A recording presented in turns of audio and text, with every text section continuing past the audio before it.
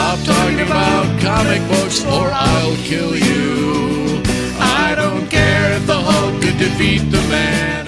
I know most of you don't know who I am. I am Bullseye Bob. I am part of the Everything Comics YouTube channel. I'm here with Comics with Bueller and his channel, and we've been doing the hosting of creator interviews and the panels. And I'm so happy to be here this weekend with you all because we got some amazing legends here, comic book legends.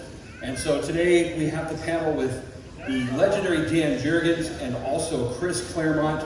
And we're just going to go ahead and get started. We're waiting for Chris to get here. Let me just go ahead and introduce somebody who doesn't need an introduction, the legendary Dan Jurgens.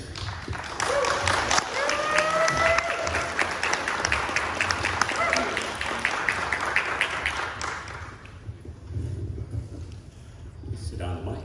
Awesome. Yes. So this is amazing having you here. This is the first con since the pandemic happened, and how's it going for you? Well, it's so weird to be back. I mean, you realize that a year and a half is a longer time in some ways than you perceive, because I know as I sat there on Friday and was signing again and trying to sketch, I was rusty.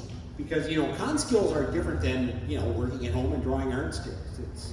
You're sitting in front of people and doing it, and we were all told to hide for a year and a half, and now all of a sudden I'm on display again. So, a little weird. Yeah, I hear that. Yeah. And so one of the things that happened in the last time we were doing creator interviews, our panels, is that most of us were asking questions that we wanted to know. And so we'll get into a lot of what you guys want to ask Dan Jurgens here. And but before we get into that, you have some new stuff that you're doing. Yeah. Why don't you talk about your latest project? The newest one, which comes out next month, is a new series called Blue and Gold, coming from DC, that stars Booster Gold and Blue Beetle.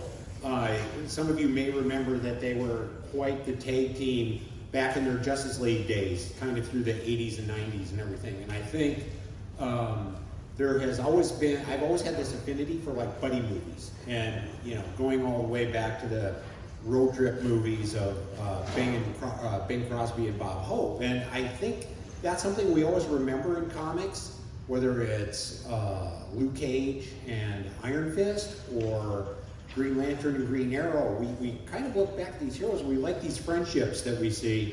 So we're doing this one now. Ryan Sook is doing the art. It's gorgeous stuff. Comes out next month. And I think it's a lot of fun because we pick up on some of those Justice League themes that were so popular back in the day. Absolutely. I loved Booster Gold and Blue Beetle. As a matter of fact, I heard at one particular point it was going to be optioned for maybe a movie or a show. Well, actually, yeah. It started with Booster being optioned by the Sci-Fi Network for a new series, and they put it into development. They got the first couple of scripts done, and then right as they were ready to move forward with it, Sci-Fi Network was sold, and they had new ownership that got real cautious about everything.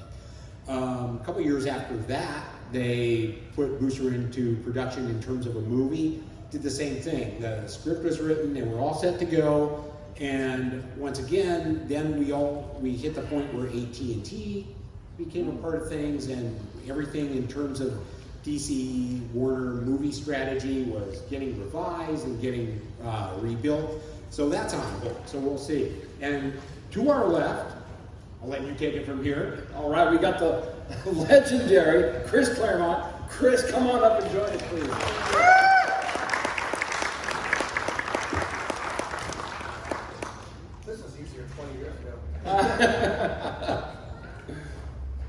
Well, it's good to have you here, Chris. We were just talking about Dan's latest project, which is Blue and Gold, which is going to be coming out. And I just wanted to ask you, I had heard that you may have something in the works, but you can't talk about it. Is that right? Yes. All right. No, I have something in the works. I should be, as a matter of fact, we're working on it as we speak. But I am literally not allowed to talk about it. All right. For some reason, higher authority is touchy. There you go. Awesome stuff. Well, I mentioned earlier that last time that we had some of you on, we asked a lot of our questions. And this time we want to make sure that we're getting to all the questions that you may have out there. And so we have a microphone set up over here, and we'd like to have questions for both Dan and Chris. If you'd like to ask a question, why don't you come on up to the microphone and speak to our illustrious creators here. Sorry, breakfast. You know you have questions, so don't be bashful. So, what do you think about the fact that all the mutants in Marvel have moved to Mars? I only asked because I threw that into a story 4 years ago, and the editor made me take it out because it was too implausible. You laugh, but it's not the first time. We didn't have helicopters on Mars at that point. Now we do. This is true. So it's a little more plausible. They're like mutants. They don't need helicopters. Oh, I'm talking about just the perception of editors, perhaps. Oh, well, that's because they weren't Chinese. Okay. There we go. We have a question in the back. So when you guys are writing all your stories and everything, have you kind of the way you start to create things that scientists have gone out to actually create, our communicators? Do you find any of your stuff and you're like, man, I created that 20 years ago, now you put it out there, why am I not getting royalty on this? I wish. Oh, you mean having this little personal computer communicator that, you know, is left right this big, and a phone that looks remarkably Motorola that you stick in your pocket, and what goes around comes around. I mean, Gene Roddenberry was ahead of everybody. And Have you guys created anything in your comic books and now you see things coming out? It kind of looks like something that Dr. Doom or Spider-Man or whatever. The only thing I could ever come up with, which is when I first did Booster back in, I think, '85, when I had Skeets flying around next to him. You know, it's a little bit Siri-like, kind of an AI type thing, and I don't even believe I knew the term artificial intelligence at that point. But also now that people could conceivably walk around with a personal drone of some kind that could answer questions, so maybe, but I doubt anyone would give me credit for it. or at least a royalty payment. Right. I think there's a great many creators that would love royalty payments. Well, but we're not allowed to call them royalty payments. On our side of the street, I don't know about DC. Same thing now. With us, they were incentives. Yeah. And for some reason, the incentives were really, really good in the late 80s, early 90s.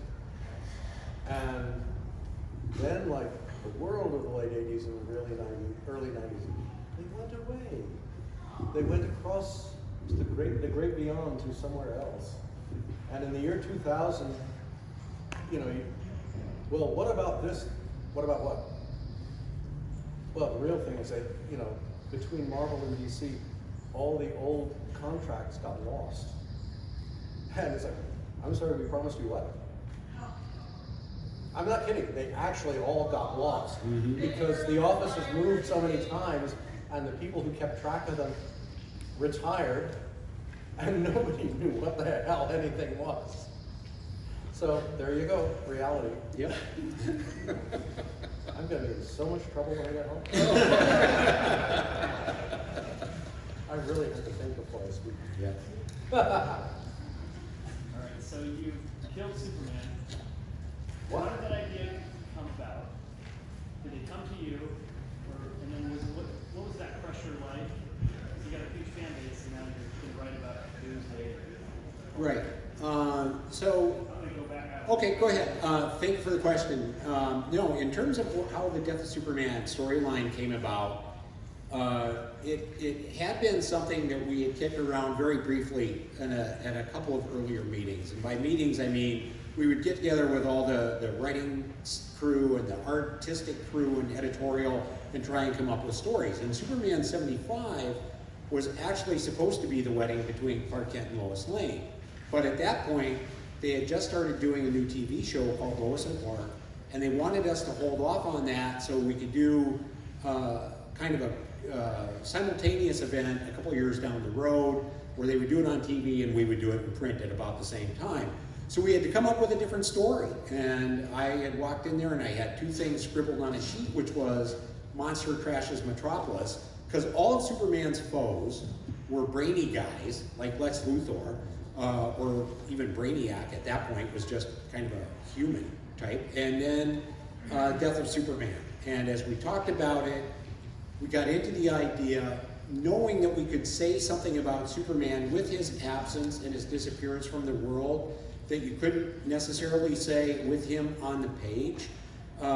And we had a great team of creators who worked on it. Everybody contributed, and we came up with the idea, and DC said, yeah, we'll go for it. Jeanette Kahn, to her credit, who was publisher at the time, could see the potential in what we were trying to do. So she went for it, and we were very fortunate. It went well. So this is back in the 90s when it came back in the costume with a real weird lightning bolt down the front. Was it blue? Before that, this was before that. That was more like 95. This was 92. Oh, that's old. Yeah, how about that? Oh, no. I remember it from our side of the street. We were like, they did what? And it's like, oh man, they have all the luck. Yeah. I tried that with Phoenix. It didn't work. That's right. Is that because Phoenix used Rising? Yeah, okay. Well, no, Phoenix came back as Rachel. It's just the other redhead. But that's a long story. You all know it, so I'm just going to shut up. So we have another question. So I suppose this question would be for X-Men and Superman respectively, but when was the last time that you were actively following events that were going on in comics, and how favorably did you view those events? Which one? Forgive me, I've literally not read a comic in 6, 7 years, because it used to be they would give you physical copies of the books if you were in the business, and that faded away, and they say, well, why don't you just go online?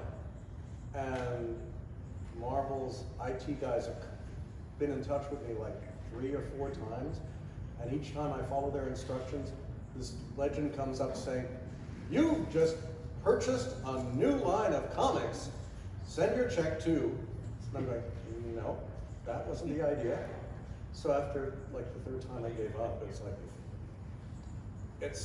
if I end up writing, Uncanny again or something similar, then yeah, but all I'm gonna do is just, my head's gonna explode, and I don't have that much head to, I still read the stuff, and part of it is because, if I'm working in the current DC universe, for example, like I was recently writing Nightwing. Nightwing connects to Batman, which is connected to the Joker War and all this other stuff. So it's all part of a shared universe, and at that point, it's beneficial to be able to know what's going on, because it's always kind of embarrassing if someone calls you up and said, we're supposed to do, whether it's a crossover or reflect the events in each other's books, and I'm writing this and you're writing that, and didn't you get the memo? And it's like, who are you writing? I've never heard of that character. You don't want to be that guy. So I'm generally up on things. how old is that? Nightwing now, I would say he's probably regarded to be about 28 years old. That's what he feels like, for sure. Yeah. See, my problem is, most of the characters I created were early middle adolescents, because that's much more fun than writing adults. Adults are really boring from a creative standpoint. And apparently, in the last, especially since the turn of the century, they've all become grandparents. So I have very little relationship with them. And I am a parent. The other more apparent and relevant thing is I seem to be restricted to 1974 to 1991 exclusively. I can do stuff in that realm, but I can't go beyond when I got fired the first time. because that's not my stuff. It's very complicated, but that's why I'm a runt and not an editor. But there are so many people who talk about the current X-Men, and they'll say, that's not my X-Men, and they'll refer back to your X-Men. And I would say that that's probably one of the reasons why they're trying to get you to write the original stuff. Although, you're right, they're grandparents by now. Yeah. And, you know, it's just the really surprising, if you pardon the alliteration, realization I have is that I'm not working for any editor who wasn't born till after I got fired the first time, which is a really weird sensation. So, go with it. Did you have another question? No, that's it. All right. Thank you. How you doing? David, how y'all doing? Writers sometimes write themselves into characters, so is there a character or characters that you guys have written yourselves into? Yes, having, you know, again, when I first did Booster, I was 25, no, I was much younger, let's just leave it at that. And obviously part of that is, you know, what would I do if I had superpowers? And I could make a buck at it, why not? You know, so there's a little bit of my personality in him. And I think it's true of a lot of characters. Even when I was doing Superman, there were some, because I grew up in a small town of 2,000 people out on the plains, I could associate with Smallville. I think there are things of my background that work well with my perception of who Superman was. So there's a little bit of a connection there, but I think we all do that at different levels with different characters. And I think part of the challenge is to make sure you step away from that to try and create characters that are vastly different and understand who they are and create that sense of internal character with them and write that. And you've done so many, I mean, like 10 times what I have. Well, but And you made them so human. You always did. yeah. Yeah. I did. I figured anything, you know, Stan did it, why not? Yeah. It's just, but the irony is, yes, I have written myself into a story as myself, which was my last issue of Man-Thing, which basically, as in the story, I tell Louise Simonson, the editor, and Jim Shooter, the editor-in-chief, I can't do this anymore. I've just been kidnapped by a sorcerer and turned into a zombie. It's just becoming too much of a stress, and okay, I helped save the world this time, but I can't do it anymore. And they all nodded their heads sagely and said, okay, Chris, we'll just have to cancel the book. And I said, thank God, and left. Which is exactly what happened, because that was life imitating art. That's a good way to go out. It was desperation. I mean, there's only so many issues you can try and pretend you're Steve Gerber Right. before he catches up with you. And there are certain...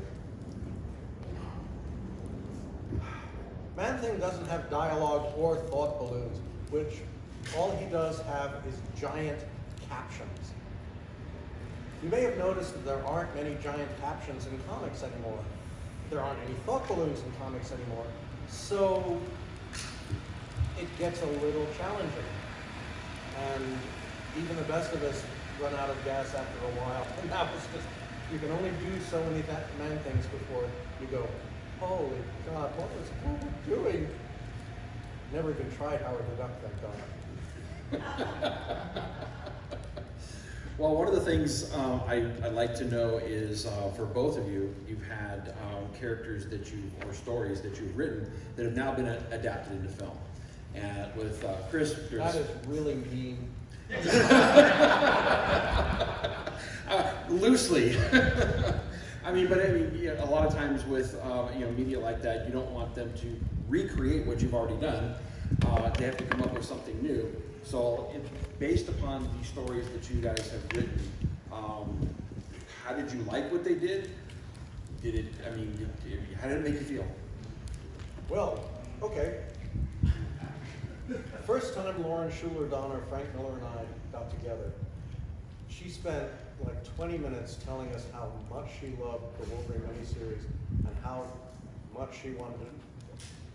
One part of the reason for setting up the whole X-Men franchise, for her running it, was to do that story. And we thought, oh my God, we're gonna have this done right. Okay, Frank at this point had lots of film credits. You know, RoboCop 2, RoboCop 3, whatever. But I want, I've been swinging at this ball for 20 years, right down to my favorite memory, which was the meeting that Stan and I had with, to sell X-Men, to Jim Cameron. So imagine sitting there with Jim Cameron saying, I want to do this film, and I've got Catherine Bigelow to direct it. This is in 1988. And we're going, oh my God. I'm going, oh my God, this is going to be so wonderful. And then Stan looks at him and says, I hear you like Spider-Man. No, Cameron didn't like Spider-Man. Cameron was a Spider-Man geek. They spent 40 minutes talking it, and it went from Cameron's going to produce X-Men, Bigelow's going to direct it, to Cameron's going to write, produce, direct Spider-Man. And you could see like the dollar signs going behind everybody's head. And of course, then word got out, and everyone discovered that Spider-Man had been optioned to everybody, including Carol Code, twice.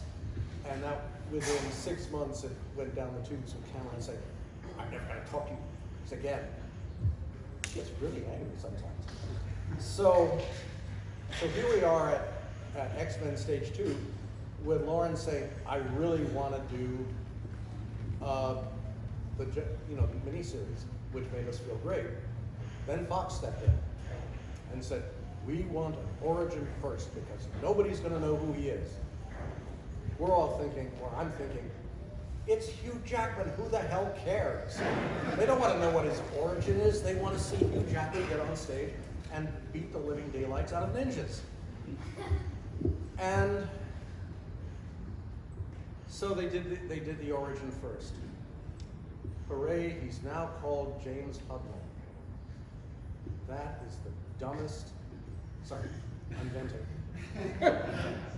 Anyway, so then we got the original screenplay by Chris McQuarrie, which is a really great adaptation of Frank's and my miniseries. It's got the first, it has a little first draft foolishness, but basically it's fine. And then things start going awry. The original director leaves, new director comes in. Hugh and he are really cool. They decide to rewrite. And so we end up with a film where the first 2 acts are kind of almost a 70% adaptation of the miniseries. And then along comes third act from hell. It's like the minute Wolverine gets on that damn motorcycle, the film just goes. And that's what happens. You get directors who have a vision. It's sort of like the guy who developed the Matt Damon, not Matt Damon, Ben Daredevil. Ben Affleck. Ben Affleck and, sorry? It's easy to forget. Jennifer Garner. So you've got like Oscars galore in this film, and it's a total disaster. And the same thing happens here. The third act of the Wolverine is, oh look, I'm fighting a giant monster, a giant robot. But anyway, that's what happens. It's like everybody has an idea. Bill Sienkiewicz and I write a New Mutants that's perfect as a comic book, and then I saw the movie and it was like, gosh, give me $50, I could do better than this. It's, you have a studio that knows nothing and cares less, which is Fox. You don't go anywhere. Warner Brothers, at least, is run by professionals. You may disagree with the decisions they make, but at least they know what they're doing. Kevin Feige and Marvel Studios speaks for itself. Breathless every film and every TV show. Marvel Studios at Fox, or the X Studios, the FF, even worse. So, from my perspective, I'm sitting here saying, I don't really care about what's been. I'd like to see what comes next. And I guess, according to the hints that have popped up online, Marvel Phase 4, which is weird because I thought we had Phase 4. This is Phase 5. You know, we'll see. The trick, of course, is living long enough to see it, but that's my problem, not yours. Well, it might be their problem. Depends on how long it takes, yeah. I look at it this way. Once upon a time, they were going to do the Life and Death of Superman movie, and because they really liked the Death of Superman, and they were so inspired by it, they took Doomsday and turned him into, if you saw any of the pre-production art, like this giant spider-like creature and everything. And so after that, anything they did was a win. So Batman versus Superman, Dawn of Justice, after the initial attempt, to me, that's a win, and you take what you can get. So, But I watched both iterations of Justice League. And what were they thinking? I mean, the only moment in this film that made sense was Clark walking out into the field at Smallville. And, you know, Ma Kent drives up, and then Lois comes out, and I thought, okay, I'll sit through another 20 minutes of this. This is cool stuff. And then, oh, look, if you thought Steppenwolf was crazy, wait till you see Darkseid. And it's like, okay. Don't these morons know how to make movies? We have a question right over here. Yeah, so How do you make movies? You've done a great job, well, not just movies, but you've had a long career, and you just said like, oh, you watched both Justice League. So what of the other HBO Max. do you like? What favorite comic or storyline do you like of Well, seeing Dark. both of you? you mean that it's been made into a movie? Yeah, or no, just anything that Claremont has written that you like. What's the Honest to God, so I'm a little bit younger than Chris, and my first exposure to Chris was as that, captivated Marvel reader. And I think I first remember your name from Iron Fist. You are Danny Rand, that kind of approach. And then Before he had a beard. Well, yeah, and I quickly remember, I remember buying giant size X-Men and being so captivated by that I picked up on the stuff as soon as it was coming out regularly, and this new group, and just how meaningful all that was. I mean, that to me is everything that started to build so much of what was coming later. You had the X stuff at Marvel, and then even the Teen Titans work after that, and still, and Chris had referenced this earlier, the Wolverine miniseries, and you are the best there is at what you do kind of thing, right? And all of that was at a time when comics was really on an ascending level. And for me, it was fun to be a part of it as a reader, and it's been fun to be part of it as a professional, because at that time, I think we were rolling some pretty hot dice. But for me, it started as that reader that is no different from you guys in terms of reading Chris's work. So, that's easy to identify. But speaking purely as a fan geek, I was sitting there thinking, oh my God, Sophie Turner's gonna play Jean Grey. Oh my God. I'm sorry, this was cool. Forgive me, I've been watching, George Martin and I go back a really long way, and I actually started reading that stupid book before it turned into a TV series, and the series hooked me. So I watched Sophie Turner grow up. I watched Daisy grow up, and it's like, she's gonna play, she's gonna play Danny Lewis, not that, sorry, Rain. this is cool. I wanted those films to come out and come out. I wanted them to kick ass. I wanted them to show Marvel Studios that the X-Men could do it as well or better than anyone. If it called Dark Phoenix Jean Grey has a really bad day, it would have worked. I meant of each other's work. Like, what have you read Dan Jurgens anything? Yeah. Where was your introduction? What's like one of your favorite things about him? Death of Superman?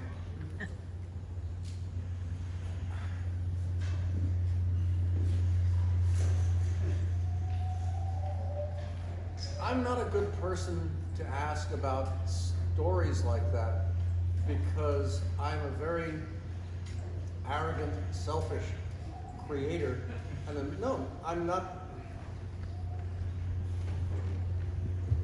I was looking at Crisis on Infinite Earths, and there's this classic cover of Superman holding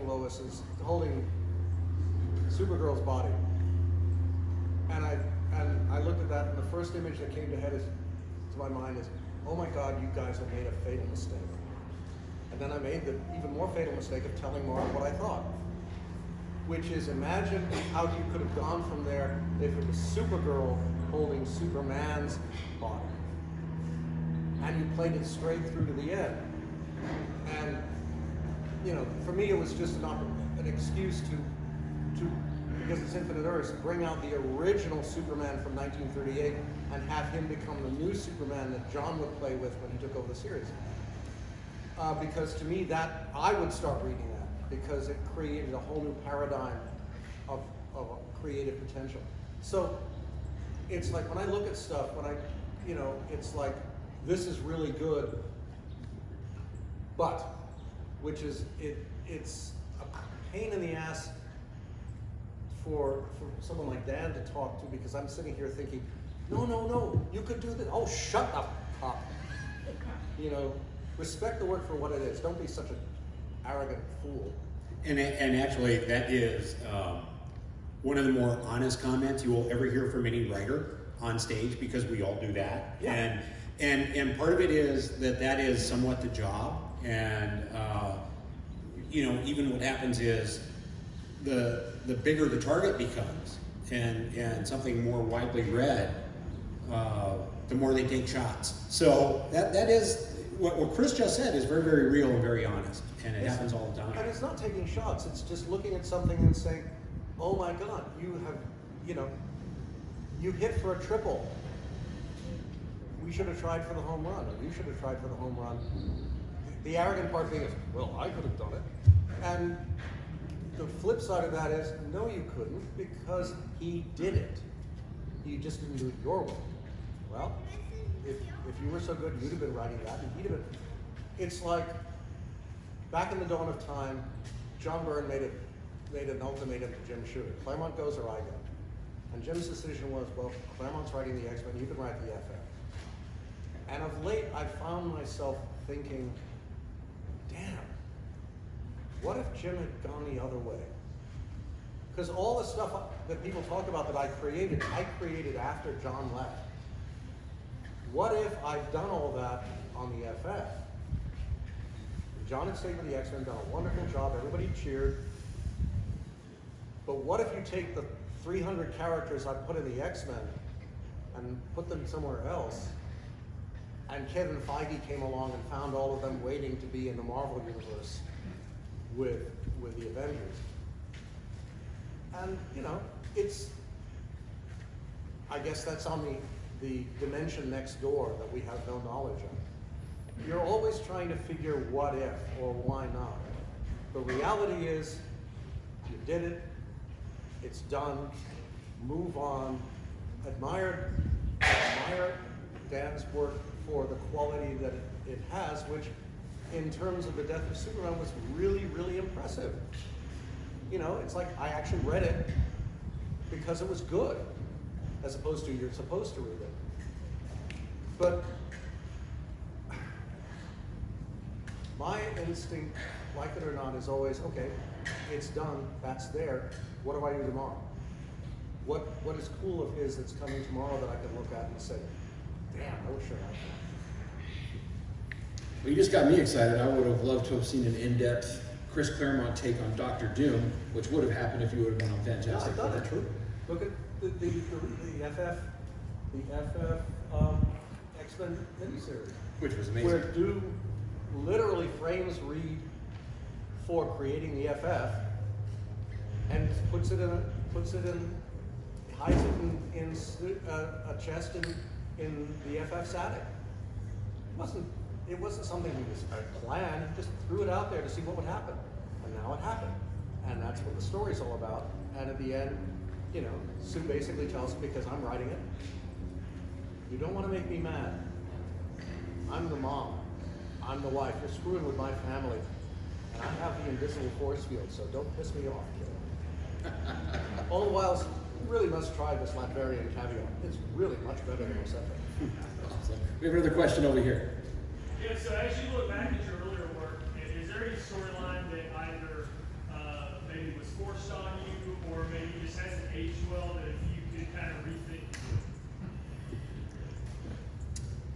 I never really had stuff forced on me. It's more like you're in the middle of a story and you have perhaps a disagreement with editorial on how it's going to wind up. I know you're familiar with this, and then you try and find a compromise to it, and you just go back. Even the farther past it you are, I think as a creator, you tend to look back on it and say, "Yeah, I should have stuck to my guns or walked." As much as anything, there are like 3 times in my career where I regret not walking off of something rather than hanging with it to try and make it work. The one mistake I think I made that I wish I could take back, and I've talked about this, is when I was doing Superman, we had a character named Cat Grant in the book, and her son was killed by Toyman. And I wanted to say something about Toyman, who to me was this incredibly creepy villain. You know, someone who invents toys and uses them. I mean, if you start to extrapolate what that might mean, it gets pretty creepy. And it's not that Superman failed to save him, but Superman failed to save him, kind of thing. I mean, Superman was never in the immediate moment where he could have saved him, but in retrospect, it was before I was a father myself, and I think I would handle that differently now. There should have been a way for Superman to stop that from happening, because Superman should always be able to beat Toyman, and so I do regret that one. I guess, for example, the original plan for Dazzler was derived from Grace Jones, because the idea was, let's get another tall, slim, totally cool black woman in the Marvel pantheon, so Storm wouldn't be all by herself. And wouldn't that be intriguing to have Storm Aurora relate to a totally urban American black woman? And then, what's her face came along from 10. Bo Derek. Bo Derek, thank you. See, I keep blanking it out even to this day. And, you know, that whole concept went out the window. And then, of course, there's the redhead, who, it's like, Ann Nesenti tells me that they're bringing back Jean when she and Barry Windsor-Smith and I are out to dinner to plot 199. And I rush back to the office, and everybody had gone home for the weekend and they turned off the elevator. Shooter probably turned it off deliberately. And I went home pissed as all hell, and wrote an alternate over the weekend that came in and said, how about, to you quote Darth Vader, Jean has a sister, her big sister, who's a mutant, who I decided, let's give her the power of, she's a living cerebro. She finds potential mutants. She activates potential mutants, so you can see if they're good, bad, or indifferent. But because she's a novice, sometimes it doesn't work, and the bad mutants stick around. So X-Factor has to fight them. And wait, she's unattached, which means that Bobby, Frank, and Warren have something to do for the first time. And, oh, wait, one more thing, Jim. Scott's married. Scott's married with a 2-month-old kid, and the first issue has him walking out on his wife and son to go back to his old girlfriend and announce that he loves her passionately. Real hero moment there. Even under the comics code, that's a no-no. And Jim totally got it. He liked the idea for Sarah, but if I wanted to do it myself, I could do it myself. But he made a commitment to X Factor, which was obviously so respected by the creative team on X Factor that they bolted 3 issues later, and it was dumped on Wheezy's lap to fix, which took us like 3.5 years. And even now, 35 years later, I'm really pissed because it destroyed one of the primal creative moments in the Pantheon, and it was unnecessary. And I think it would have been so much more impactful to the industry, or at least to the Marvel half of the industry, if they'd left it alone. But I am but the writer, what do I know? We have another question here? Do either of you have a favorite superhero animated series? Yeah, that'd be pretty hard to beat. Batman, I'd agree with that. You know, because at that time it was so, it was such a quantum leap from everything that we had before, and it was there, you know, every day, and it was just this advancement in terms of the writing, in terms of the art form, and in terms of the look of the series. And yeah, the voice casting was incredible at every level, not just with the main characters, but the villains and everything. It was Supporting. absolutely was just a huge leap. And when you compare it to its competition, it's like saying, you know, there's a Saturn V and there's a little, you know, Model A Yeah. rocket. It was just Bruce. I mean, you wanted to watch it because it was great material, and it was brilliantly performed, and there was nothing, and still is to an extent, nothing like it on TV. And that's what, if I were 14, that's what I would want to watch. That's what I would love in cartoons. It was, for me, it was the best thing since the Warner Brothers and Disney stuff from the 40s. Certainly, and in terms of superheroes, the best thing since the Fleischer or Superman stuff. Absolutely, Yeah. absolutely. Great stuff. Do we have any other questions? Yeah, here we go. It's going right here. For both of you, what kind of process do you have when creating new characters? Like, do you develop like looks first, or like personality first, or weaknesses first, or like what kind of a process do you have creating new characters that you want to insert into stories? For me, it's never been the same thing twice. You know, sometimes Doomsday was a sketch.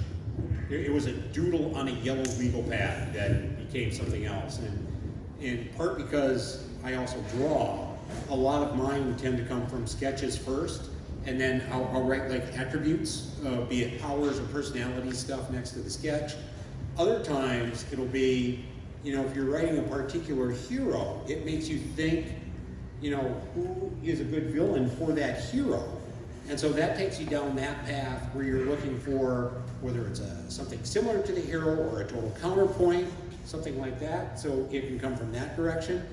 And sometimes, and this is the one that I wish I could get control of, sometimes it's just there and you don't know where it came from. And that's the one we all want more control of, so you could just have it happen more frequently. But that's when it's just there, is when it's really nice. Well, the cheap answer is the Idea Bank in Poughkeepsie, New York. Yeah. You know, and sometimes you're overdrawn and sometimes you aren't. But the thing that drives me crazy is having a concept, writing an idea, building a character that's structured out, and then having someone come in from left field and totally screw it up. The thing, you guys all, anybody here familiar with Mr. Sinister? Oh, yeah. Okay. How do I put this tactfully? Back in the day, we would do I would do short stories, and there were a couple or three stories about Scott growing up in this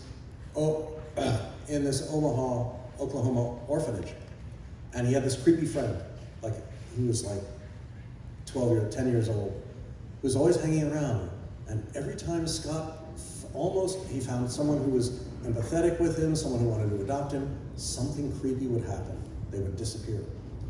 And the idea was that that kid is Mr. Sinister, who was born in 1820, but whose lifespan, because he's a mutant, is 1,500 years or more.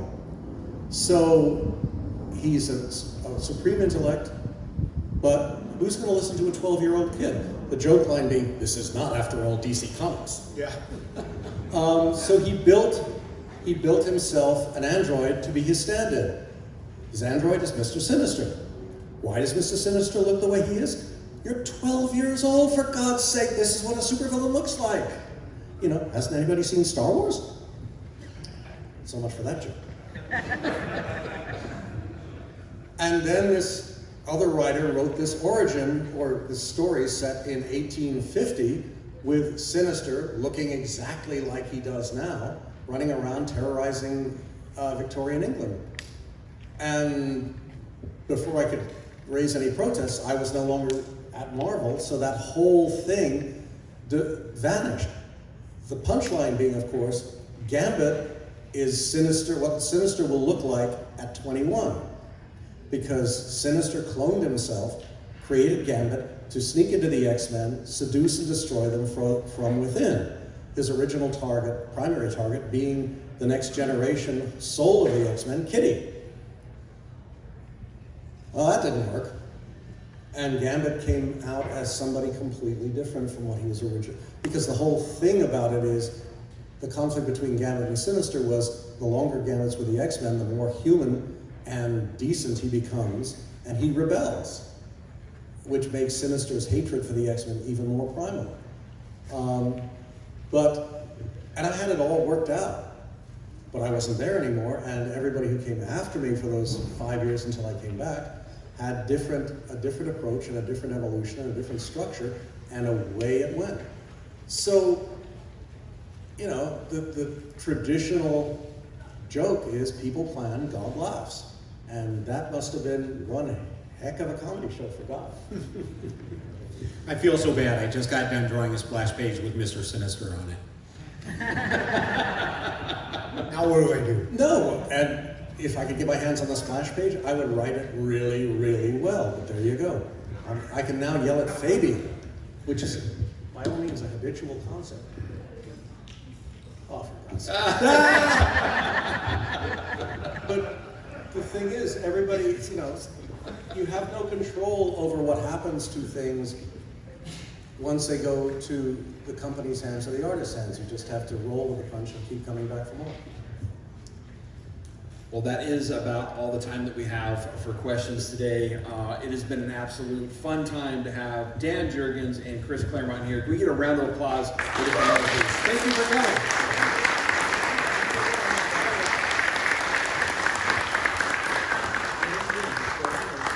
So the Washington State SummerCon is still going on until 5 o'clock today. If you have questions for either one of these great guys, make sure you stop by their table. They'll be at their table signing stuff, and you can just ask them directly. But thank you all very, very much for coming, and have fun at the con. Huh?